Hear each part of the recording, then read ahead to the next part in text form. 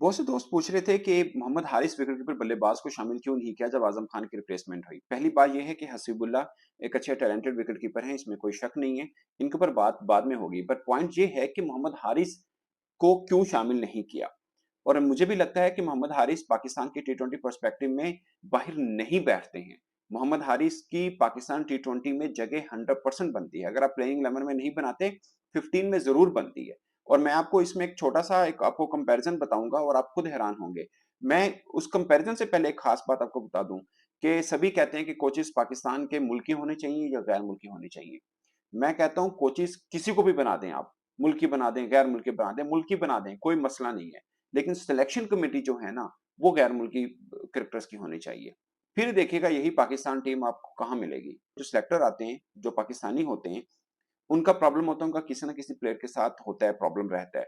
क्योंकि और खासकर जो करंट क्रिकेटर्स में से सिलेक्टर बन जाता है, वो तो सोने पे सुहागा हो जाता है ना। कौन नहीं जानता आप रियाज मोहम्मद हारिस को पसंद नहीं करते हैं।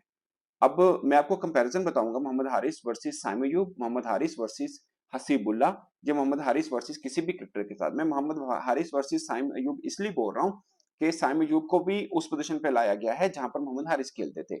मोहम्मद हारिस का वर्ल्ड कप के अंदर 2022 के अंदर वो अपना दूसरा मैच खेले हैं। उससे पहले वो इंग्लैंड के खिलाफ एक मैच ही खेले थे। यानी वर्ल्ड कप 2022 में उनको आप एज ए रिजर्व क्रिकेटर लेके गए। फखर जमान जैसे क्रिकेटर को रिप्लेस किया मोहम्मद हारिस ने। उन्होंने 4 टी20 वर्ल्ड कप के मैचेस खेले, 4 मैचेस खेले। उनका मैं आपको बता देता हूं। वैसे मैं एक रफली आपको बता दूं, मोहम्मद हारिस ने अब तक सिर्फ 9 मैचेस खेले हैं, 9 मैचेस।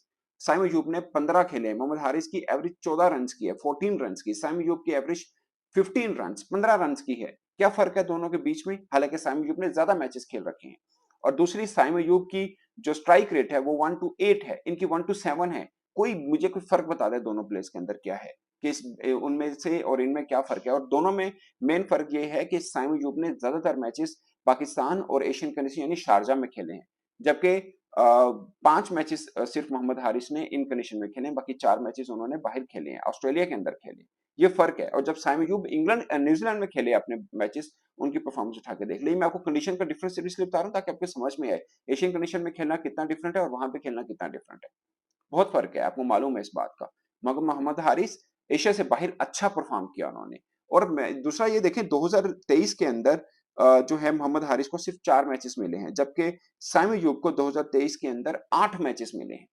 ये फर्क है दोनों के बीच में कि आप कंटिन्यू खिला के देखें। मुझे मेरा हमेशा ये होता है कि पाकिस्तान में कच्चा क्यों तोड़ लेते हैं आप, तोड़ लेते हैं फिर आप उनको पूरा चांस क्यों नहीं देते हैं। ये कौन सी बात हुई कि आपने मोहम्मद हारिस को लिया एक पीएसएल की परफॉर्मेंस के ऊपर, आपको लगा कि अच्छे प्लेयर हैं, फिर आपने उनको मैचेस कितने दिए? 9। 2 वर्षों में 2022 और 2023 में कुल मिला के उन्होंने 9 मैचेस खेले हैं बस। और आपको लगा कि अच्छा क्रिकेटर नहीं है और उनको फेंक दिया आपने। ये कहां की बात हुई आपकी?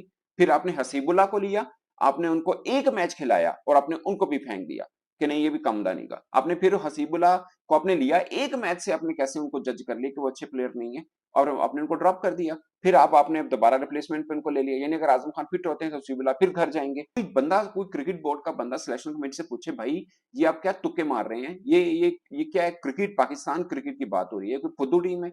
आपका जब दिल करे जिसको मर्जी ड्रॉप कर दो, जब दिल करे आप उसको शामिल कर लो। एक मैच खाने के बाद आपने उसको ड्रॉप कर दिया और उसके बाद आपने फिर उसको ले लिया विद नो रीजन। कोई लॉजिक नहीं बनता। मैं इसलिए हसीबुल्ला के खिलाफ नहीं हूं, मगर सिलेक्शन कमेटी के क्राइटेरिया के 100% खिलाफ हूं। 2022 के अंदर मोहम्मद हारिस की मैं बात करूं, सिर्फ 5 मैचेस खेले हैं जिसमें टी20 वर्ल्ड कप के 4 मैचेस शामिल है। ठीक है, उसकी परफॉर्मेंस मैं आपको बताऊंगा। 2023 के अंदर उन्होंने सिर्फ 4 मैचेस खेले हैं, जबकि साइम अयूब ने 2023 के अंदर 8 मैचेस खेले हैं और 2024 के अंदर 7 मैचेस खेले हैं। ये मैं आपको बता दूं, दोनों को मैंने आधा उसको खिला दिया, आधा उसको खिला दिया। ये क्या बात हुई भाई? ये कोई लॉजिक नहीं है। अब देखिए जी, मोहम्मद हारिस ने जो वर्ल्ड कप के मैचेस खेले थे, उन्होंने पहला मैच सिडनी में खेला था साउथ अफ्रीका के खिलाफ। 28 रन की इनिंग खेली थी और स्ट्राइक रेट 254 का, 254 रन का स्ट्राइक रेट था। और ये ऑल इंपॉर्टेंट मैच था। पाकिस्तान मैच हार जाता, वर्ल्ड कप से बाहर होता, ये आप सबको पता है। उसमें 254 स्ट्राइक रेट के साथ वो खेले हैं, उन्होंने रन किए हैं 28। में हमेशा बिलीव करता हूँ आपके 60-70 रन नहीं चाहिए ऊपर वाली पोजीशन में। अब 28-30 करें, मगर 200-250 की स्ट्राइक रेट के साथ करें, आपका काम खत्म है। कल हमने 4 आउट करके क्या कर लिया? हमारे सिर्फ 4 आउट थे, बाकी हमारे बैठे हुए हैं। उन्होंने की करना है, अगली इनिंग खिलाना है उन्होंने। कोई फायदा नहीं ना, आप ऊपर से स्ट्राइक रेट अच्छी खेलें, आपको मसला ही नहीं है, आप 60-70 रन्स ना बनाएँ, मैं हमेशा कहता हूँ ओपनर्स को टी20 में 60-70 रन्स नहीं चाहिए। आप 35 की 40 की इनिंग्स खेल लेते हैं 15-20 बॉलों में, वंडरफुल, आपका काम खत्म है, अब नए को आने दो, नए को चांस दें आप। कल आपके इफ्तिखार सबसे तगड़े जो पावर हिटर उनको 10 बॉलां मिली उन्होंने खेलन की करना सी विकेटा बचा के।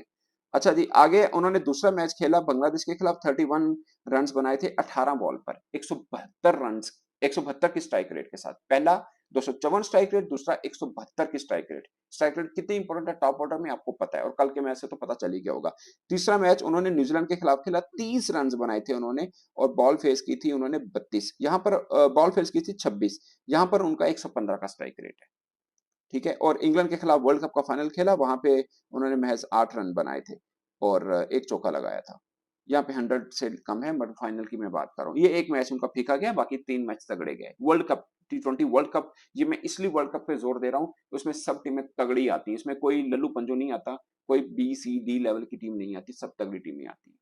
ये उनका है। बाकी साइमी जूब, मैं उनके खिलाफ नहीं हूँ, बट मैं सिर्फ इस चीज के खिलाफ हूँ कि आप एक बंदे को पूरा चांस नहीं देते, फिर दूसरे को ले आते, फिर उनके खिलाफ ठीक है। अब यही फैंस कहते हैं साइम अयूब आ गया गली को नहीं, अब कहते हैं उसको ड्रॉप कर दो, अब फखर जमान को खिला लो। ये क्या लॉजिक है आपका? आप सिलेक्शन कमेटी के अंदर फॉरेन क्रिकेटर्स को शामिल करें, सिर्फ फॉरेन क्रिकेटर्स सिलेक्टर हों हमारे, गैर मुल्की, और फिर देखें ये टीम कहाँ जाती है। आप किस सिलेक्टर ले आते हैं, किसी को पसंद होता है, किसी को नहीं। बाबराज को 3 क्रिकेटर पसंद नहीं है, उनमें से 2 पाकिस्तान टीम में खेल रहे हैं, मगर वो देखिएगा उनका भी क्या बनेगा। उनमें से एक मोहम्मद हारिस है, वो थोड़े पतले हैं, मतलब पतला मीन के उनके ऊपर कोई इतना है नहीं, इसलिए उनको आप उठा के बाहर फेंक दें, कोई मसला ही कोई नहीं है। और अभी देखिएगा मोहम्मद रिजवान के साथ क्या होता है, उनके साथ भी, उनको भी ये वर्ल्ड कप तक तो खेल कूद के वो खेलेंगे ना, उसके बाद उनको भी फारिग करने का है कि यार ये क्या है, मोहम्मद रिजवान को क्यों हम ऊपर टॉप ऑर्डर पे कैसे खेलते हैं, नीचे खेले, नीचे वो कहाँ से खेले। और अभी तक ये प्लान था कि मोहम्मद रिजवान को चौथे पांचवें नंबर पे लेके जाएंगे।